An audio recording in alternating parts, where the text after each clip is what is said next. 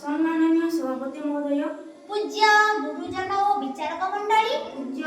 और विचारक मंडली ओ मोर प्रतियोगी भाई और भौणीगण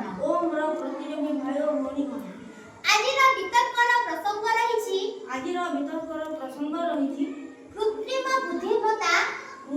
बुद्धिमत्ता बा आर्टिफिशियल इंटेलिजेंस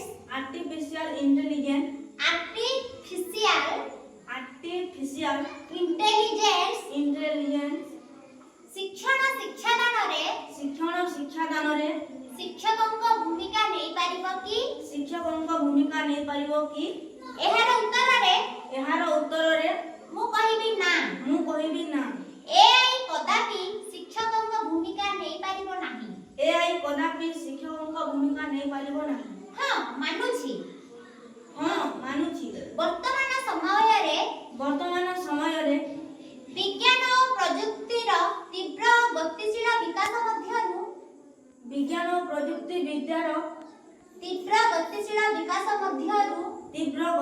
विकास मध्यरु आर्टिफिशियल इंटेलिजेंस एक नुआ परिभाषा रूपे आगकु आसीछि एआई द्वारा केवल औद्योगिक क्षेत्र ओ व्यवसाय नुहे बरं शिक्षा क्षेत्र रे मध्य विशाल परिवर्तन आसीछि शिक्षा प्रदान रे एआई व्यवहार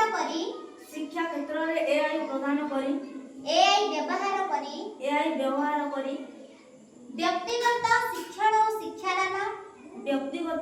और शिक्षादान डिजिटल साधन एवं दूर शिक्षण सुविधा संभव होई पारुछि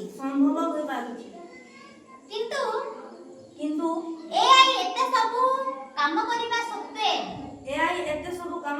सत्वे शिक्षकक भूमिका केबे भी नै पारिबो नाही कारण एआई पाठ पढाई पारे किंतु सत्य सहिष्णुता दया दायित्वबोध भଳି मूल्यबोध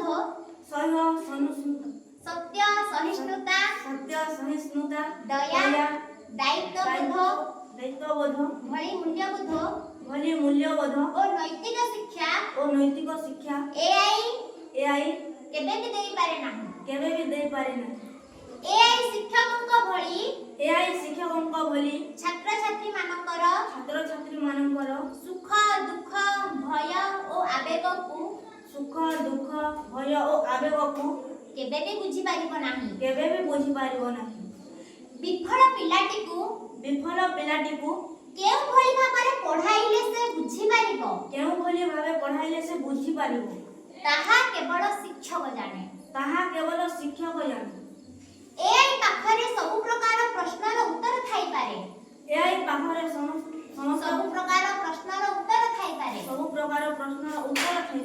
मात्र शिक्षकक परि मानवीय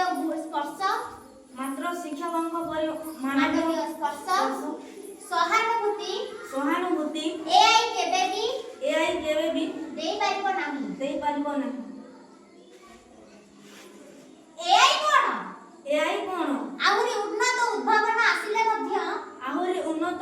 आसिले मध्य शिक्षकक स्थान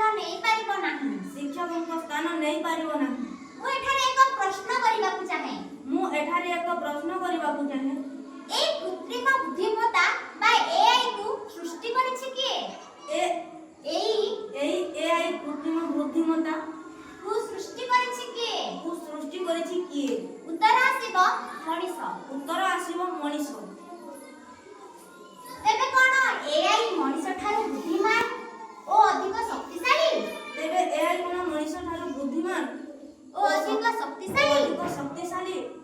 एआई रो कार्यदक्षता मनीष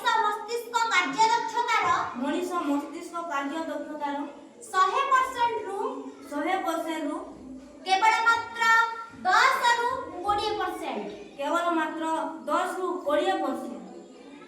एआई केबे मध्य भूल सूचना देई पारे एआई गुरुक परि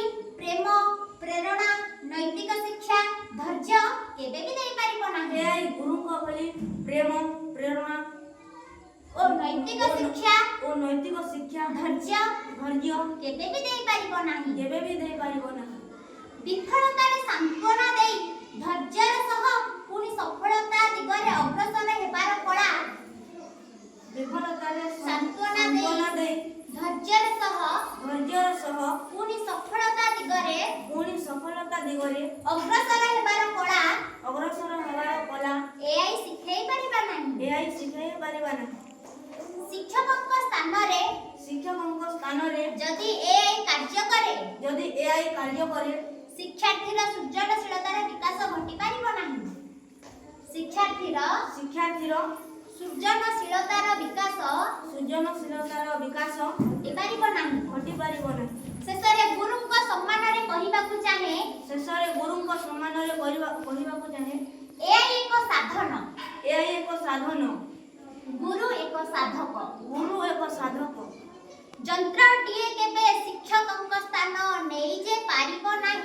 ଯନ୍ତ୍ରଟିଏ କେବେ ଶିକ୍ଷକଙ୍କ ସ୍ଥାନ ନେଇଯେ ପାରିବ ନାହିଁ। ଏଆଇ ହୋଇକି କୋମଳ ଶିଶୁକୁ ଯନ୍ତ୍ର କି କରିବ ସେହି।